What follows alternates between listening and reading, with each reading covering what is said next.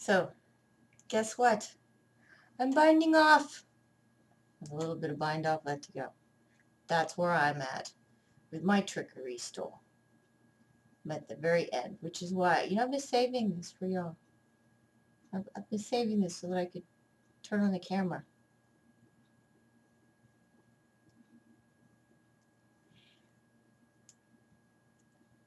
Because bind offs are something that I always look forward to.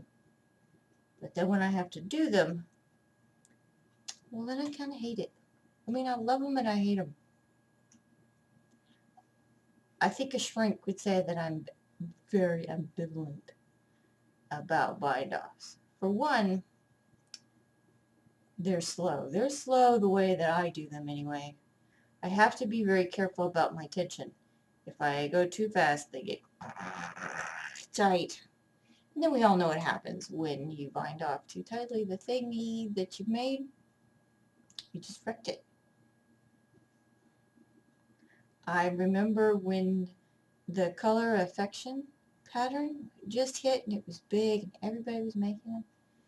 And I saw one color affection after another get finished off and then had that big long bind off if you've ever made one. It's a big old long semicircular type bind off.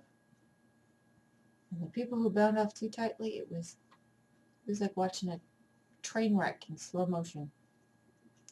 So for me, bind offs go slow and tedious, and it's really tempting to go fast because you're at the end. You're at the end. Yay!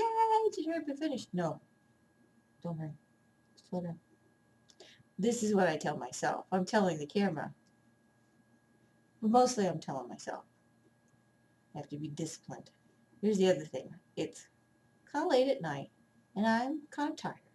And I'm always binding off when it's late at night and tired. You know why? Because I've always stayed up a little bit past my bedtime. Because, if I stay up just a little bit longer and do just a little more, I can totally finish that, whatever that is that I'm working on. So I'm always doing the bind off when I'm tired. So all the more reason to go slow. Everyone knows what happens when you knit or crochet or spin or anything when you're tired. You mess up.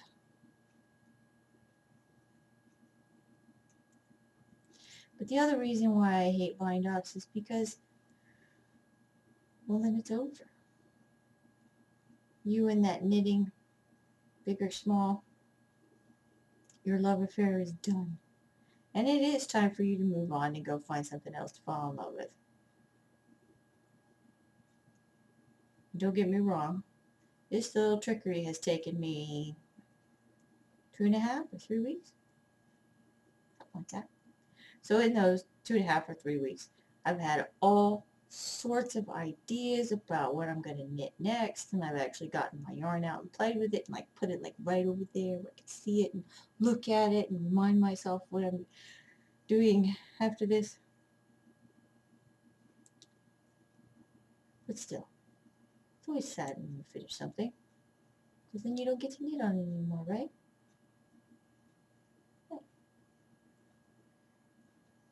Anyway, if you're watching this knit along, and if you're with me, then maybe you're at the finish off too. I know at least one person who's already done.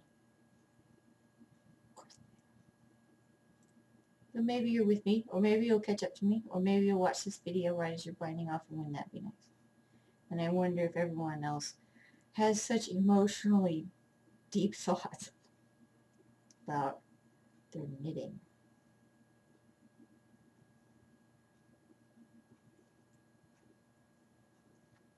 For this one, for me, I'm just doing a knit two together bind off, because I like it. It's stretchy enough to have some stretch to it, but firm enough to not have that loose, sloppy look that a lot of the elastic loose bind offs have. But you can tell I have to stop, stretch it out between every stitch just to make sure I'm not doing it too tight. Oh, I've learned that the hard way.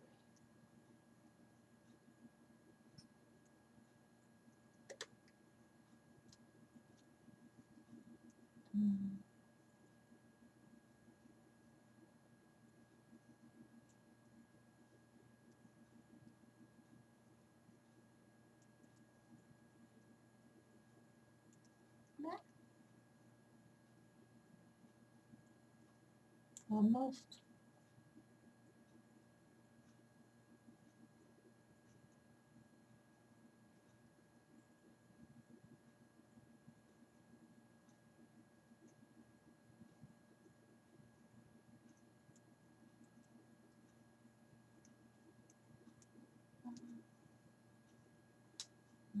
Done. Now it's done. A part of me is thinking, yay, and a part of me is thinking, oh.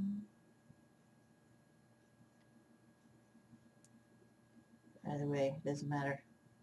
Because done is done.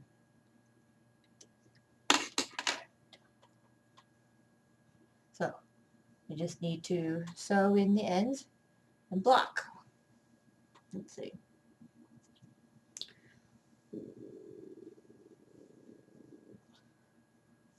My arm's not long enough to hold it all up. Like that.